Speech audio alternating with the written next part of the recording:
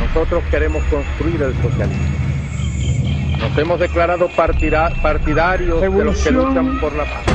Es sentido del momento histórico. Es cambiar todo lo que debe ser cambiado.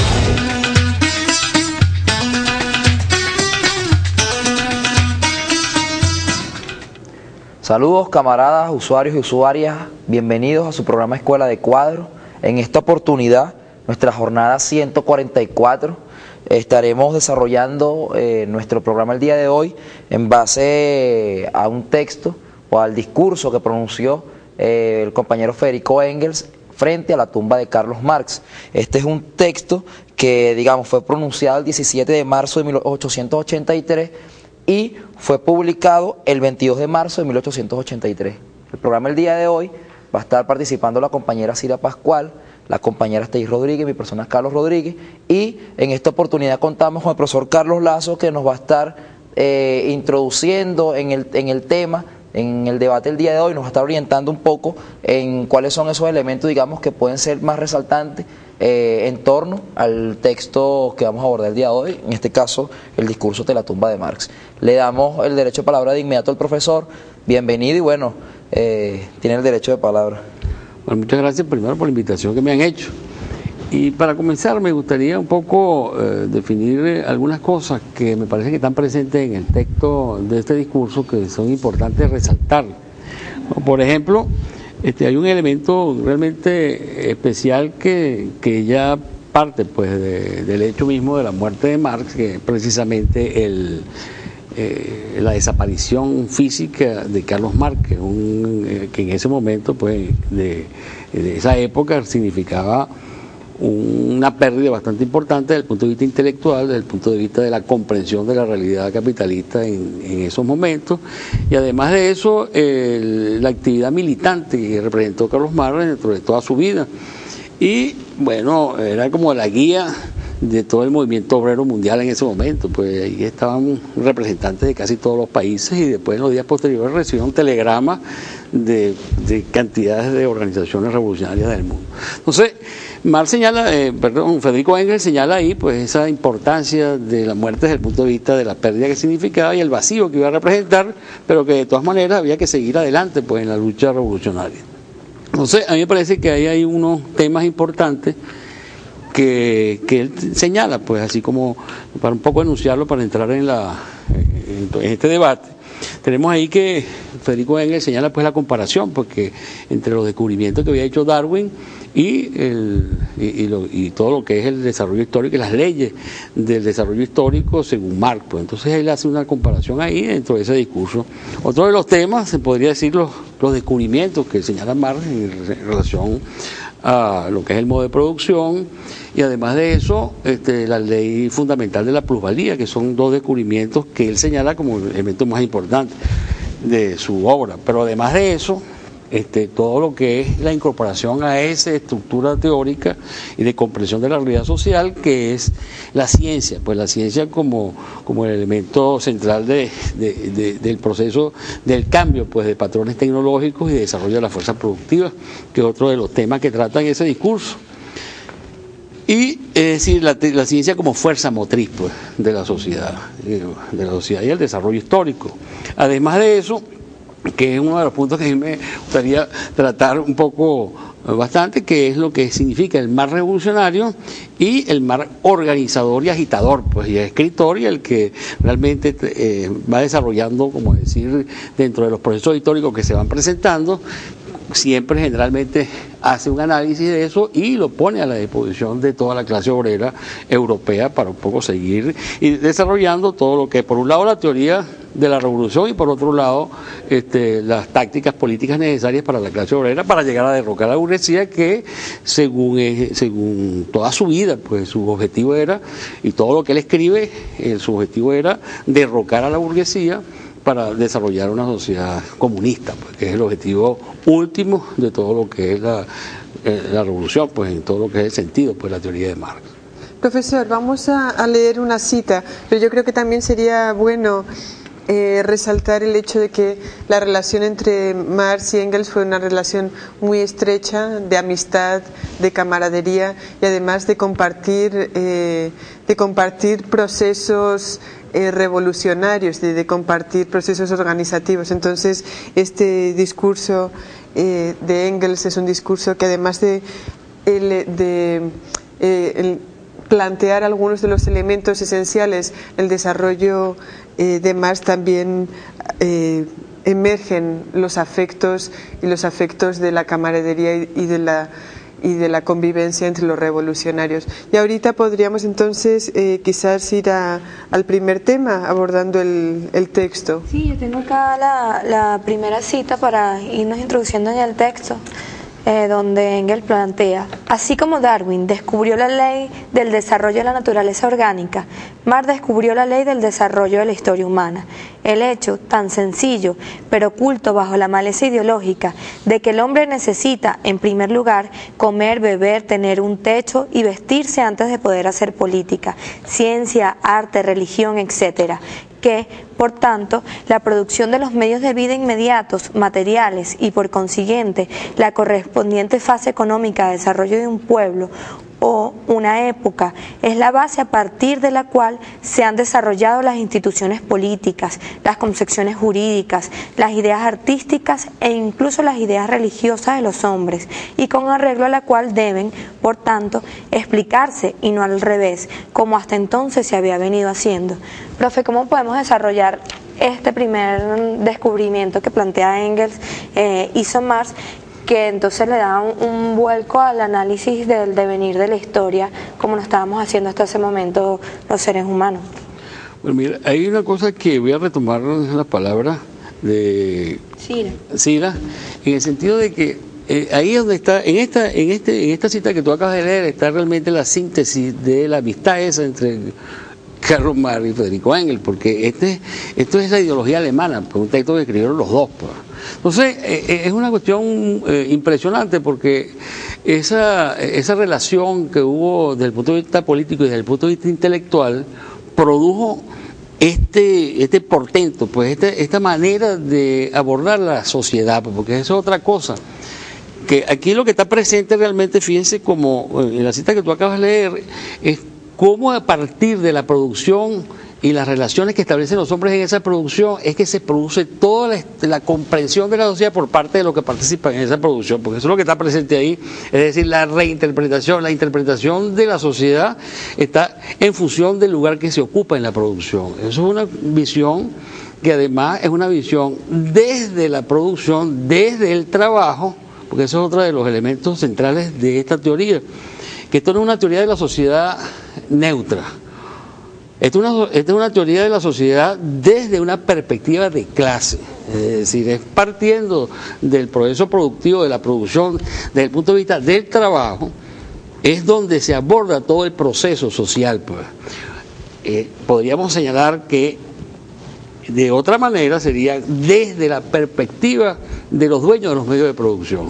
Por ejemplo, todo lo que es la teoría económica y todo lo que es la teoría económica convencional, pues, a partir sobre todo de la economía de la escuela austríaca, es esa teoría se estructura a partir de la burguesía, desde el punto de vista empresarial, desde el punto de vista del que detenta los medios de producción. Yo creo que eso es uno de los hechos, como decía, desde el punto de vista intelectual, que podríamos decir como novedoso, partiendo desde esa estructura, como decir, conceptual, en el sentido de que es desde la perspectiva de la clase obrera que se aborda todo lo que es la estructura social. Y es por eso que eso conduce, por supuesto, a una teoría revolucionaria de transformación social, y no a una teoría que simplemente ve la sociedad y la estudia, y bueno, es una teoría, como decir, neutra. Es decir, como aparentemente es la ciencia natural, pero las ciencias naturales aparentemente son neutras en el sentido de que se está estudiando un objeto, pues, de estudio, donde uno no modifica el objeto, sino que lo estudia y sabe cómo funciona. En el caso de Marx, abordar la sociedad y generar esa teoría que él está descubriendo, que él está señalando, es de una perspectiva de clase, Y desde el punto de vista de la perspectiva de clase, que tenemos que comprender todo el proceso político en la cual se insertó Marx, porque Marx siempre estuvo haciendo los análisis de la perspectiva de clase. Es decir, es como decir, podríamos decir que es como la verdad de la clase obrera. Y yo entiendo un poco que él plantea acá que las condiciones materiales, las condiciones de existencia, el quehacer diario del ser humano es lo que le determina también su conciencia y no lo contrario. No es la conciencia lo que determina las condiciones materiales del hombre. Claro, hay una cuestión y por eso que es importante esa reflexión, porque aparentemente, desde el punto de vista, y es lo que está poniendo al descubierto Marx, hay una generalidad, hay unas ideas centrales, unas ideas generales de la sociedad que aparecen como si fueran universales, que parece como si fueran, en el sentido de que son neutras y que todo el mundo participa de ellas y todo el mundo las comprende y las hace suyas. Y no parece que estuvieran determinadas por la posición que se ocupa en el marco de la producción. Vamos a poner un ejemplo que es lo que es la estructura del Estado y una constitución cualquiera que nosotros abramos, una constitución capitalista. ¿Cuáles son los valores que están expresados en una constitución capitalista que puede ser la nuestra? Es decir, cuando ahí se consagra, por ejemplo, una institución que es la propiedad privada sobre los medios de producción, ese concepto, esa institución es una institución burguesa en el sentido de que son los dueños de los medios de producción los que aparecen presentes en esa constitución como un elemento central donde usted tiene entonces derecho a explotar desde el punto de vista, estamos hablando ya desde el punto de vista de Marx, ¿no?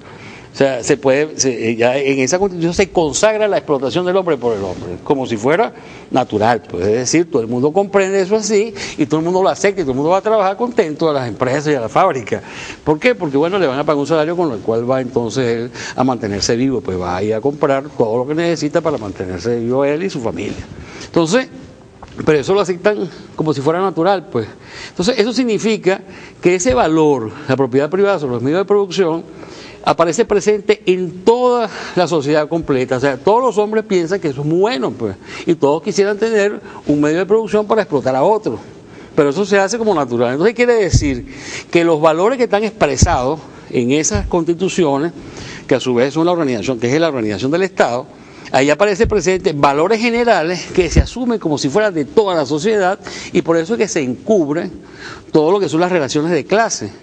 Porque entonces, cuando Marx está escribiendo todo esto, está tratando de indagar y de poner, como decir, una manera de observar y de desarrollar esto de una manera crítica.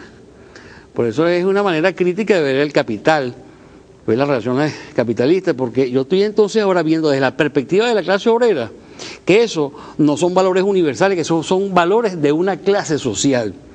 Y esos valores se forman entonces, ¿por qué?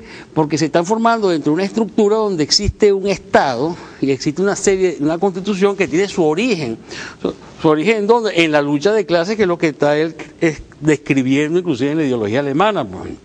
¿Cómo se va desarrollando esa lucha de clases? Cómo al final esa lucha de clases lleva a un momento en el cual se van exacerbando las contradicciones y se llega a un momento en el cual una clase social lucha de una manera abierta, de una manera armada, y le impone sus valores al resto de las clases sociales. ¿A través de qué? A través de la fuerza.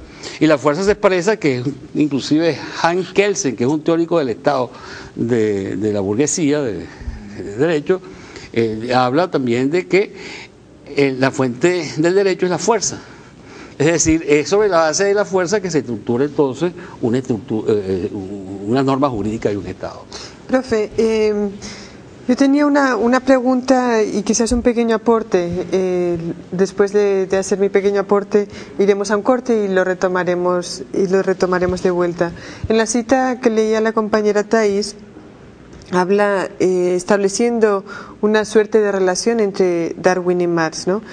Darwin, que había escrito en 1859 El origen de las especies, y tanto para Marx como para Engels Darwin fue muy importante. De hecho, estábamos comentando antes de iniciar que Marx había dicho que el libro de Darwin contenía la base el libro contiene la base en la historia natural para nuestra perspectiva. O sea, ambos compartían, o todos ellos compartían una perspectiva materialista. Pero también es importante resaltar que una cita de Engels en relación al trabajo de Darwin, y que es que Darwin da la estocada final a la teleología. No a la teología, ¿no? A la teleología, o sea, la doctrina de las causas finales. Allí vemos que la perspectiva de Marx y de Engels no es una perspectiva determinista, que ellos comprenden que el desarrollo de la sociedad humana es un desarrollo en el cual la sociedad humana misma participa a través de su praxis. Entonces allí estamos hilando los desarrollos históricos, la perspectiva científica y el aporte del ser humano como sujeto de transformación y sujeto de construcción de su propia historia. Vamos a ir a un corte. Cuando volvamos continuamos con la discusión de este texto, de este discurso de Engels ante la tumba de Marx. Ya volvemos con más de Escuela de Cuadros.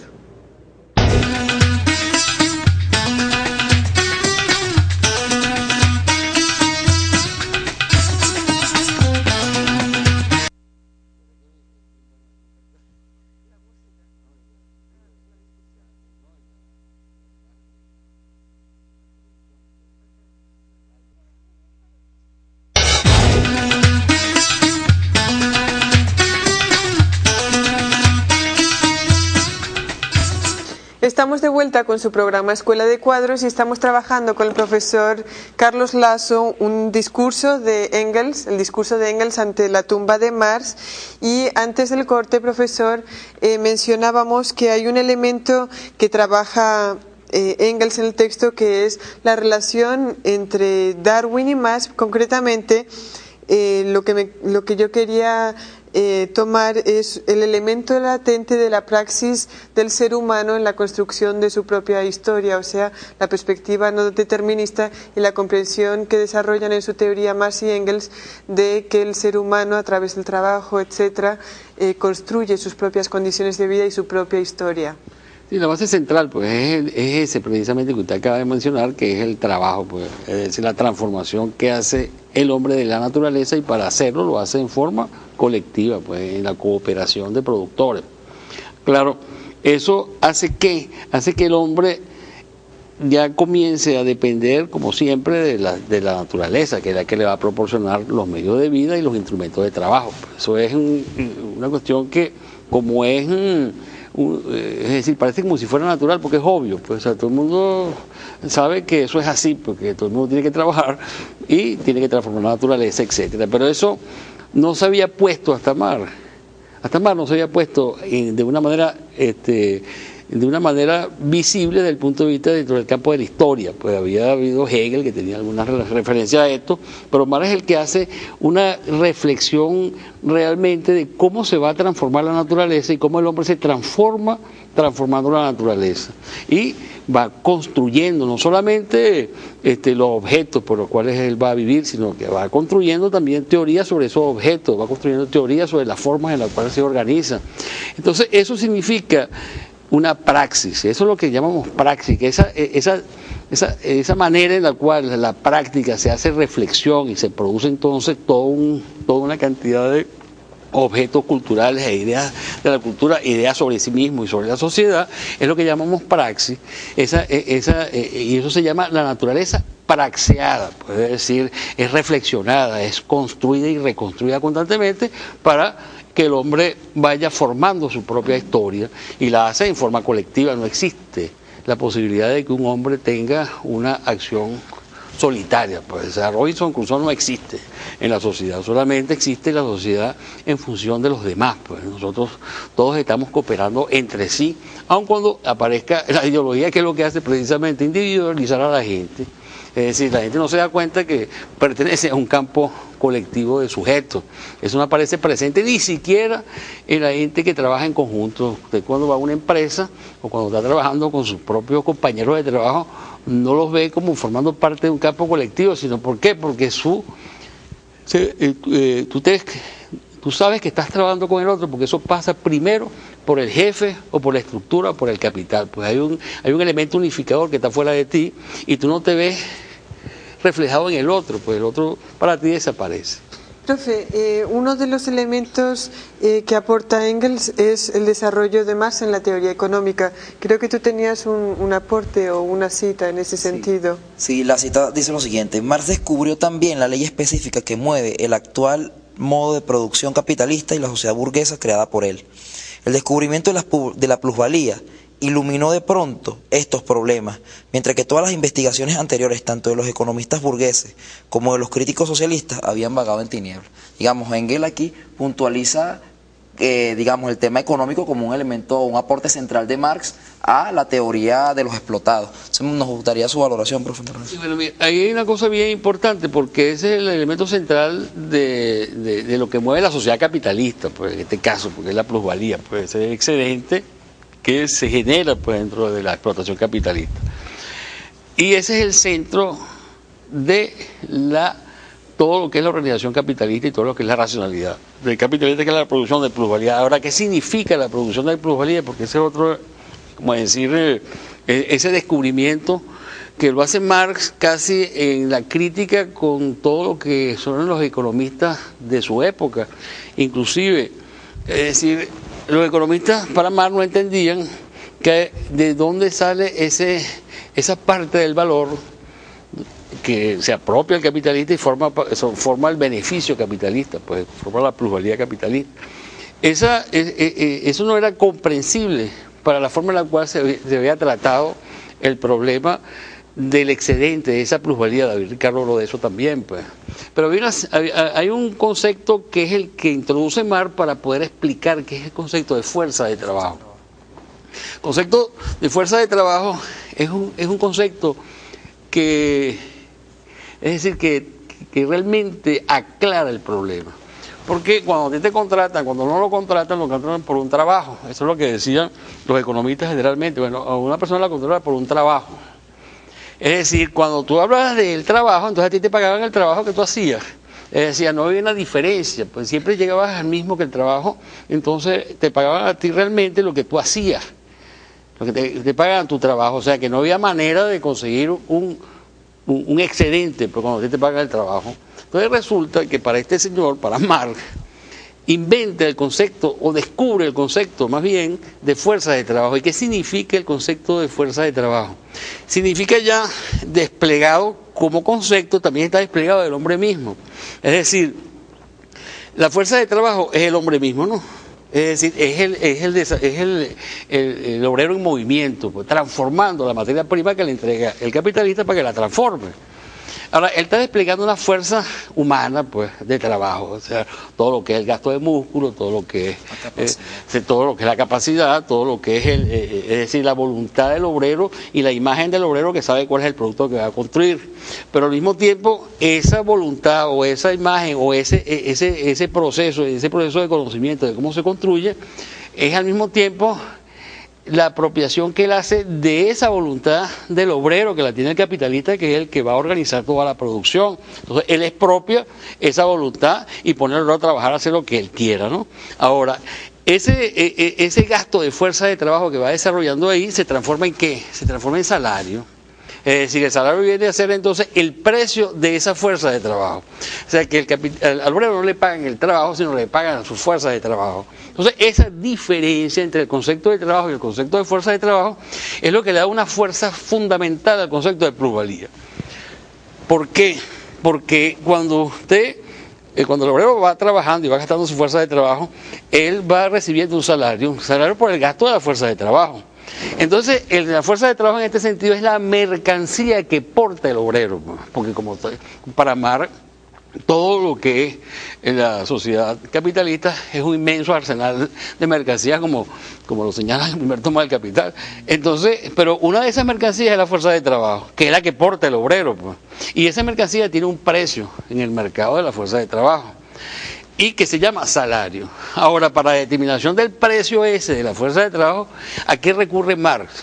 Marx recurre a que es necesario, el precio de la fuerza de trabajo es la cantidad de mercancía que necesita para para mantenerse vivo y para reproducirse como fuerza de trabajo, porque él se transforma en una mercancía cuando está trabajando.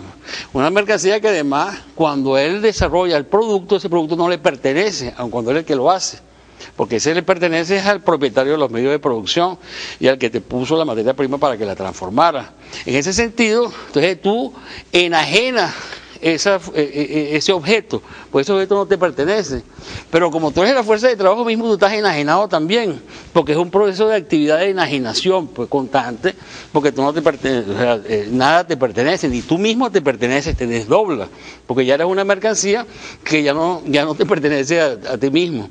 Tú solamente eres libre cuando dejas de trabajar, cuando dejas de aplicar tu fuerza de trabajo, es cuando tú te separas de esa relación del patrón y entonces haces tu vida. O sea, el momento en el cual tú sales de la fábrica es el único momento que tú eres libre. Entonces, ese es un concepto muy importante, porque eso entonces, al tú compararlo con el precio cuando se venden las mercancías en el mercado, hay una diferencia entre el salario y lo que vale esa mercancía en el mercado. Esa diferencia entre lo que te paga a ti, tu patrono, y lo que cuesta la mercancía, es lo que se llama plusvalía, pues. Entonces, para Marx, la fuente de todo lo que es de todo lo que es el capital, de todo lo que es la acumulación capitalista, la fuente es esa fuerza de trabajo que tiene el valor de uso, o hay un valor de uso de esa fuerza de trabajo, que es producir más valor de lo que ella cuesta para reproducirse. Es decir, entonces en eso consiste la explotación y la plusvalía, que el capitalista sale al mercado a conseguir una mercancía que tiene nada menos que la propiedad de producir un valor más allá de lo que ella cuesta. Entonces eso es lo que significa la plusvalía. Disculpe, y si mal no recuerdo, creo que era Lenin que planteaba que la plusvalía era la piedra angular del capitalismo, ¿no? Pues también un poco haciendo como referencia a la importancia que tiene el descubrimiento que hace Marx en torno a esta categoría. Yo quisiera agregar también otro elemento a la explicación, porque nunca se dice las razones por las cuales Marx empezó a investigar sobre la economía política y a hacer crítica a la economía política. Y bueno, en la biografía que escribe Lenin de Carlos Marx, él lo refleja como que era una necesidad esa investigación para Marx de acuerdo a la práctica y a la militancia que él tenía en ese momento. Es decir, que de acuerdo a la labor que él estaba desempeñando, su compromiso y su militancia desde joven, como joven de izquierda, que en un primer momento fue hegeliano, él considera que luego necesita, para seguir aportando más aún a la transformación de la sociedad, una investigación profunda en el campo de la economía política. Y no es una investigación, por lo tanto, desligada a su quehacer y a su compromiso con la sociedad en aquel momento. Eso es muy importante, porque eso es lo que determina realmente el sentido de la investigación política, de la militancia política. Yo creo que ese es un tema bien importante, porque eso expresa lo que tú acabas de decir, las necesidades que tiene el revolucionario de comprender más allá de lo que es el mundo convencional y tratar de buscar dentro de ese mundo convencional cuál es su plano fundante. Por ejemplo, nosotros tenemos cuando estamos hablando de la plusvalía, estamos hablando del plano fundante de la sociedad capitalista. Antes de Marx, el hecho de haber separado fuerza de trabajo significó un avance gigantesco para poder explicar la explotación, que antes no se podía explicar. Quería agregar algo ahí. Es decir, que este trabajo de investigación era sencillamente para darle una respuesta al movimiento obrero del momento y descubrir la máscara que tenía la burguesía y decir, bueno, de esta forma es que los explotan. Exactamente, es decir, no es el trabajo que se le paga, sino la fuerza de trabajo. Ese cambio conceptual es un cambio eficiente, pues, en el sentido de que es un cambio que logra explicar mucho más allá de lo que trataban de explicar antes los socialistas utópicos o el resto de los revolucionarios de esa época. Y además de eso, hay un concepto que es ese gobierno sobre el trabajo. ¿Cuál es el poder? En el primer manuscrito de Marx, él señala en el primer párrafo, pues, es decir, ¿cuál es el poder que tiene la burguesía? ¿Cuál es la primera forma? Bueno, el poder adquisitivo, porque él tiene el poder adquisitivo para comprar los diferentes valores, inclusive la fuerza de trabajo en el mercado. Entonces, ese poder es el gobierno del capital sobre el trabajo, ¿no? Entonces, ahí nosotros estamos ya, como decir, desarrollando una base ética del problema de la revolución, pues. Y eso es una de las cosas que se discute siempre y debería ser discutido en la Revolución Bolivariana sobre el problema del papel del trabajo, y de la fuerza del trabajo y del obrero en la Revolución Socialista, pues. Es decir, estamos hablando nada menos que hay parte de esa fuerza de trabajo, hay parte de lo que el obrero produce que no le es devuelto. Entonces, esa parte es la explotación. Si nosotros estamos construyendo una sociedad socialista, es un elemento central de discusión de lo que significa eso como hecho enajenante del hombre. Pues es decir, cuando Marx decía que era necesario liberar, emancipar a la clase obrera, ¿emancipar de qué? De la esclavitud del trabajo asalariado. Es decir, es una esclavitud y una enajenación. El trabajo capitalista es un trabajo enajenante. ¿Por qué? Porque tú no te perteneces a ti mismo durante las horas de trabajo, pero además no te pertenece el producto que tú estás haciendo. Y encima de eso te quitan una parte. Entonces, y te lo hacen, ¿por qué? Porque hay un elemento central de todo esto, que es que el obrero, para poder mantenerse vivo, tiene que emplearse. Y no puede prescindir de la burguesía en general. Tú tienes que buscar un patrón siempre para que te emplees, para buscar los medios de subsistencia. Entonces, para el obrero, que lo ha señalado, se lo señala más de una cantidad de casi todos los trabajos que él ha escrito cuando trata del problema de la fuerza de trabajo y la explotación, es precisamente ese, que hay un punto de coacción de la sociedad completa capitalista, que es que la única manera de mantenerte vivo es trabajando para otro, no para ti mismo. Porque además el tiempo que tú utilizas trabajando, lo estás utilizando para otro. Y tú no puedes construir en ese tiempo tus propios medios de vida. Entonces, ¿cuál es el único sentido del trabajo? Bueno, conseguir los medios de vida a través del salario, cambiar ese volumen, esa masa monetaria, tú enseguida la transformas en mercancía. Pero el trabajo a ti eso no te interesa y el objetivo tuyo no es ir a trabajar, sino ir a conseguir un salario para conseguir la mercancía para mantenerte vivo. En consecuencia, hay una estructura de coacción del capital sobre el trabajo. Es una estructura despótica. El capital es una estructura despótica en la cual ejerce sobre ti una presión, porque si no te mueres de hambre. Entonces, tú tienes que cambiar entonces tu vida por el trabajo. Es decir, la única manera de mantenerte vivo es trabajando. Entonces, es una estructura despótica. Entonces, el capital genera en ti, esa relación de capital es una relación despótica, por la cual el obrero está esclavizado. Y lo que pretende Marx cuando dice hay que emancipar a la clase obrera es emanciparlo de la esclavitud asalariada, pues en el sentido ético de todo lo que es el proceso liberador de una revolución socialista, pues eliminarle la explotación del hombre por el hombre.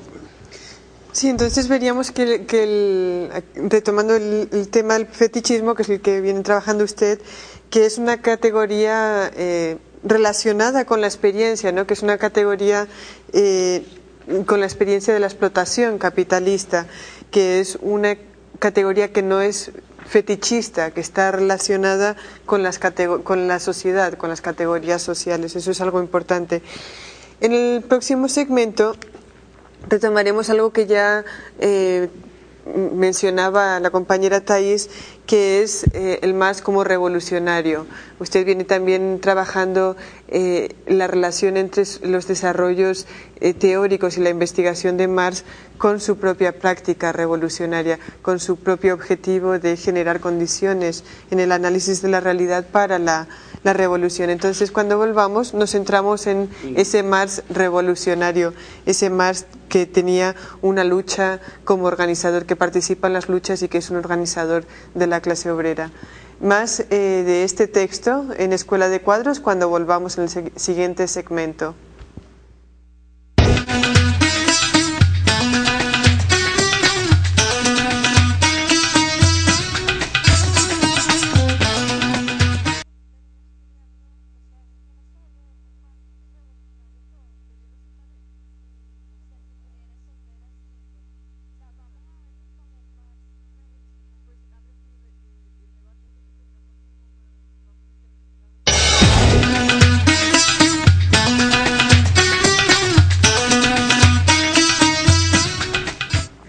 Estamos de vuelta con Escuela de Cuadros, estudiando el discurso de Engels ante la tumba de Marx, y antes del corte yo mencionaba que habíamos estado trabajando los elementos del aporte teórico-científico de Marx, y que ahorita iríamos a abordar el Marx revolucionario, pero la compañera Thais estaba haciendo una corrección en el corte, entonces vamos a darle la palabra. No, yo lo que decía es que nunca se puede analizar Marx como dos Marx, el Marx de la investigación y un Marx revolucionario, porque es que ante todo, en esencia, Marx es uno solo y es el Marx revolucionario, y la investigación no era un fin en sí, sino que era una herramienta para que sirviera a la toma del poder del proletariado, para que sirviera a la revolución.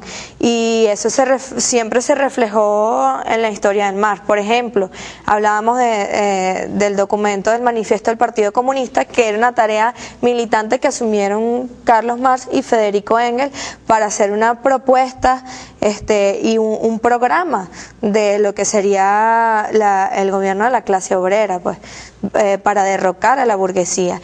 Y así hubo toda la tarea de investigación que asumió Marx era en función de esa toma del poder del proletariado, y también sus esfuerzos prácticos, por ejemplo, en conformar la primera internacional comunista. Entonces, bueno, el aporte era ese, decir que Marx es uno solo y es el más revolucionario. Sí. Vamos a leer la cita, profe, para que pueda, digamos, avanzar en ese sentido. Dice así: pues Marx era ante todo un revolucionario. Cooperar de este modo o del otro al derrocamiento de la sociedad capitalista y de las instituciones políticas creadas por ella. Contribuir a la emancipación del proletariado moderno, a quien él había infundido por primera vez la conciencia de su propia situación y de sus necesidades, la conciencia y las condiciones de su emancipación. Tal era la verdadera misión de su vida. Exactamente, ese es el sentido de todo lo que tú estabas planteando, el sentido de todo lo que va descubriendo Marx. Marx va descubriendo desde la perspectiva de clase las condiciones de su liberación.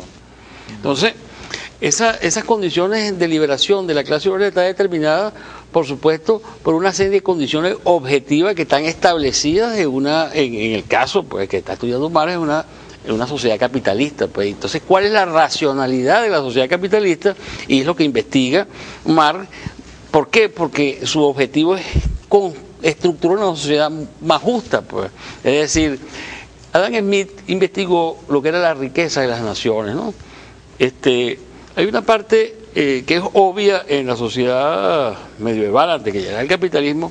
¿Cuál es el origen de la riqueza de las naciones?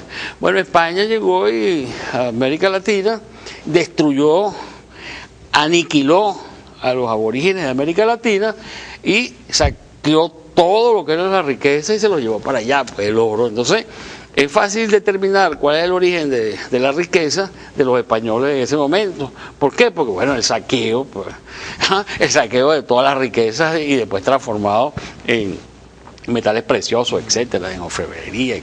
Entonces, eso forma parte de la riqueza, pero se ve claramente que eso le hace el despojo de los demás donde genera la riqueza. Entonces, en la sociedad capitalista hay como decir un misterio. ¿De dónde se genera la riqueza? ¿Cómo es eso de que una persona invierte en una empresa y de repente el tipo sale más rico de lo que era antes? Es decir, ese origen de ese excedente es lo que va a investigar y lo que va a desarrollar Marx. ¿Por qué? Porque hay una clase obrera que está siendo explotada, pero no se sabe todavía cuál es el marco de la explotación. Inclusive lo que se llama el socialismo precientífico, pues. Se llama eso precisamente, que era un poco más moral, es decir, eran las motivaciones morales lo que determinaba la lucha de los socialistas utópicos. ¿Por qué? Bueno, porque ellos veían que la clase obrera estaba explotada, se morían los niños, se morían las mujeres, y se ponían a trabajar, los ponían a trabajar 20 horas, pero no, era como decir, hay que hacerle comprender a estos señores empresarios que hay que hacer una sociedad más justa. Es decir, ¿por qué? Por las condiciones en las cuales trabajaba, que eran condiciones infrahumanas. Entonces, ese concepto de explotación del socialismo utópico, del socialismo precientífico, es un concepto que no incluye y no investiga sobre el origen entonces de esa explotación Entonces, ¿qué es lo que hace Marx? Da enseguida, dice, bueno, no, el problema de esta miseria creciente de los trabajadores es precisamente por esta explotación, porque cada vez más, cada vez que inventan nuevos instrumentos más productivos, el obrero se vuelve más pobre en relación a lo que gana el empresario, el dueño de los medios de producción. Entonces está descubriendo ahí una pobreza relativa, que cada vez se incrementa más esa pobreza y es más pobre en relación a lo que se gana el capitalista, porque se incrementó la productividad de su trabajo. Y como lo que le pagan es un salario, ese salario en relación a lo que se gana el empresario es cada vez más pequeño, esa relación. Entonces, ahí vemos que al descubrir eso, entonces le da sentido ya de objetividad a lo que significa la lucha de la clase obrera. ¿Y por qué la lucha de la clase obrera? Porque también, ojo, también hay ciertas, he oído, pues hay toda una discusión si que ya es necesario o no, pues aquí en Venezuela, la revolución que la hace la clase obrera, etcétera. Entonces que aquí no hay tantos obreros, pues. Entonces eso es considerar un poco el problema político, el problema de la relación capitalista, considerarlo como si fuera un problema cuantitativo solamente. No, todavía estamos en una relación de capital donde se genera la explotación del hombre por el hombre, pues. E independientemente del número de la clase obrera, esa es la clase obrera la que va, según Marx, a dirigir un proceso revolucionario, porque es el que está siendo explotada y todo el resto de la sociedad depende de esa explotación del trabajo. Es decir, el vínculo entre lo que podríamos decir la superestructura, si consideramos, como decía Marx, todo lo que es la parte de estas universidades, el comercio, toda esa cantidad de instituciones que no producen nada. ¿Cuál es el vínculo? ¿Cómo es posible que eso exista? Existe porque eso lo está generando y lo está pagando el excedente producido por los obreros. ¿A través de qué? Bueno, a través del impuesto sobre la renta, por ejemplo, como se pagan las universidades, etcétera. Entonces, todo lo que existe en la sociedad está hecho por ese excedente, por esa plusvalía que genera la clase obrera. Entonces, en ese sentido, pues, es la base fundamental de la explotación, pues, de la sociedad capitalista.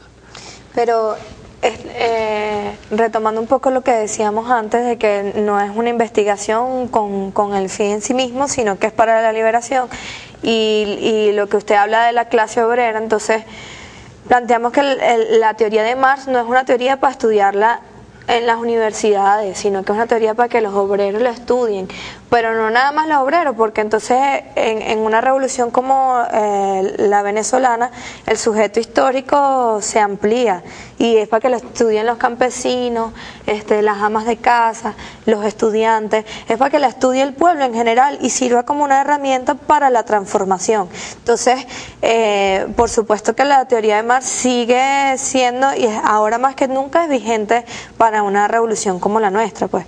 Y en este sentido, volver a rescatar ese Marx como ser humano y militante, vale también la pena decir que ya desde ese momento esta teoría era una arma subversiva, tanto que Marx fue un hombre sumamente odiado por muchos sectores, o sea, desde los burgueses hasta los reformistas, los intelectuales, los académicos, odiado y perseguido también.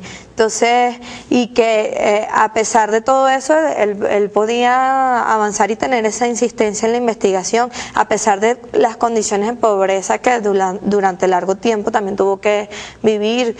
Algunos hijos se les murieron de hambre durante ese proceso. Entonces, bueno, es rescatar a ese hombre que nos hizo una teoría para los pobres, para los humildes de la humanidad, que nos sirve para liberarnos.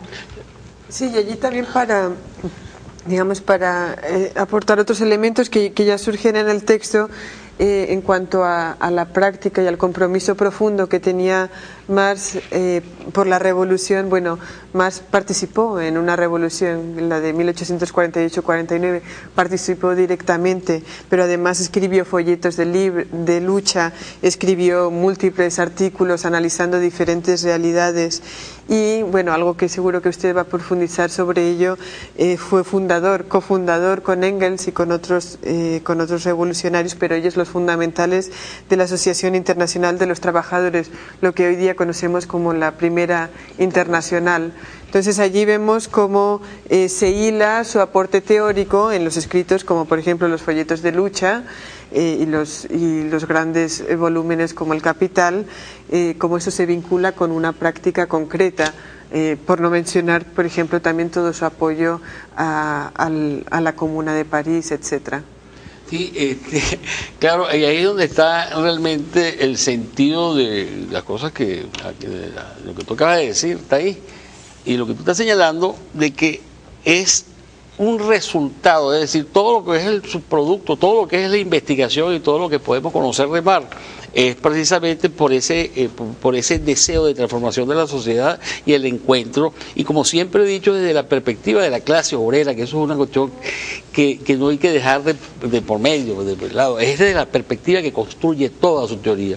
Entonces, en la Liga, en esa asociación, esa primera internacional, por ejemplo, ese primer esfuerzo de haber comprendido además que la revolución iba a ser mundial, de que en esa época, pues en Europa, toda la clase obrera es una clase obrera que podríamos decir que estaba en el proceso de desarrollo en 1848, en todas las revoluciones de esa época, donde la clase obrera tenía una participación no solamente de masa, sino que además era insurreccional, eran insurrecciones pues armadas, pues, y donde participa Carlos Marx y Federico Engels dentro de todo eso.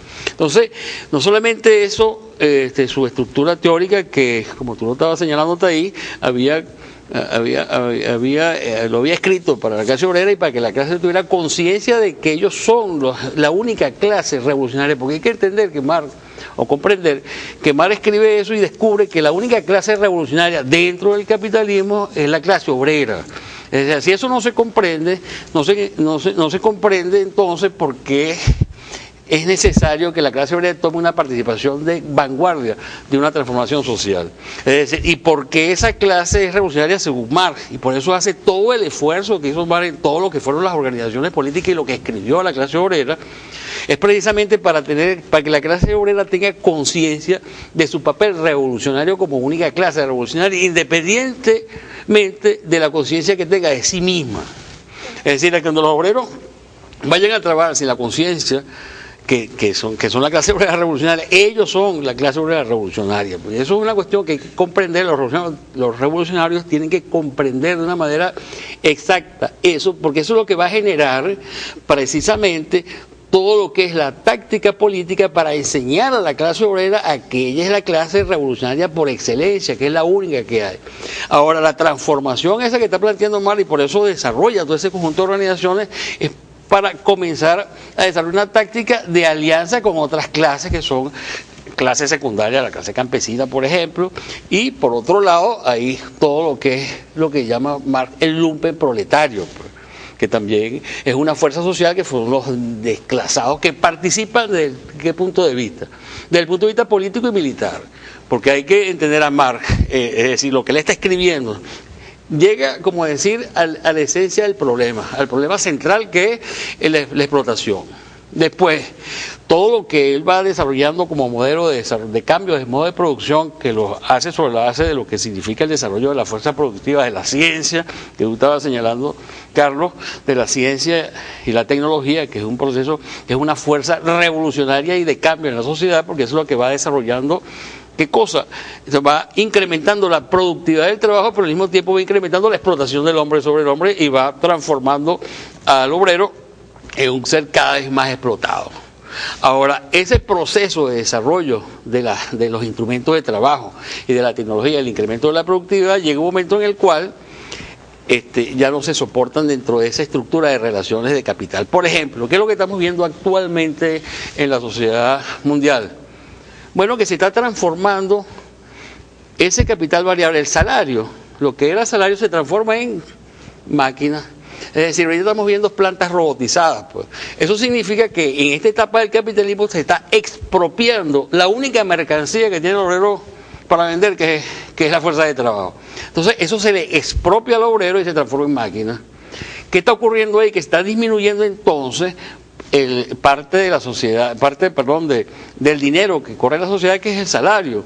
Entonces, los mercados están creciendo de una manera aritmética y la productividad del trabajo crece de una manera geométrica. Entonces quiere decir que esa masa de productos que pueden ser producidas no pueden ser producidas si no se van a vender. Entonces ahí hay un colapso entre la manera esa de explotación que hay actualmente, la manera de organización de la sociedad y esa forma de relación y el desarrollo de esas fuerzas productivas, el desarrollo de la fuerza de producción del trabajo, de la productividad. Entonces, mercancía que no se puede vender no puede ser producida. Entonces, ¿qué está ocurriendo en la actualidad? Que ellos tienen que disminuir, la única manera de incrementar la plusvalía es disminuyendo el salario, que es lo que está ocurriendo en toda la sociedad capitalista actual, en Estados Unidos y en Europa. Disminuyendo el salario y además disminuyendo los gastos del Estado en seguridad social, de manera de transferir esa cantidad de recursos que antes se gastaban en la seguridad social para que vaya para las grandes transnacionales. Entonces estamos viviendo una época de transformación donde ya no es posible la relación de capital desde el punto de vista institucional, pues, o sea, desde el punto de vista del modo de producción. Hay una contradicción que es irresoluble. Pero ¿qué es lo que está ocurriendo? ¿Por qué no se dan los cambios? No se dan los cambios precisamente por eso que hablábamos, por el problema de la conciencia. Es decir, no hay una conciencia de la necesidad de la transformación de la sociedad actual. Es decir, la sociedad europea, o sea, el pueblo europeo y los trabajadores europeos no han llegado a la conciencia necesaria de transformación. O sea, no han llegado a ese momento, pero ahorita estamos viendo lo que podría decir Marx, que hay una contradicción entre la forma en la cual se organiza el capital para producir, las relaciones de producción y el incremento de la producción y la productividad. Ahí estamos viendo entonces un choque entre las relaciones de producción y la fuerza productiva, que es lo que significa el momento de la crisis revolucionaria. Sí, bueno, se nos ha agotado el tiempo en el programa el día de hoy. Muchas gracias al profesor. Bueno, le recordamos a todos los compañeros y compañeras que nos escuchan, pues, y que participan con nosotros por medio del programa Escuela de Cuadro. Los invitamos a que sigan profundizando, debatiendo en el debate político ideológico, que sigan, pues, construyendo y aportando a la construcción de una patria mejor, de la patria socialista. En este caso les recordamos que si quieren acceder a alguno de los videos que grabamos aquí, pueden hacerlo a través de la página katiatv.org y de la misma forma todos los textos que hemos trabajado pueden adquirirlos por allí. Si se quieren poner en contacto con nosotros, pueden hacerlo a través del correo electrónico escuelacuadros@gmail.com. Y les recordamos a todos y todas que este programa es transmitido semanalmente o está incorporado en las transmisiones semanales de Katia TV y Vive TV. Hasta la victoria siempre. Venceremos.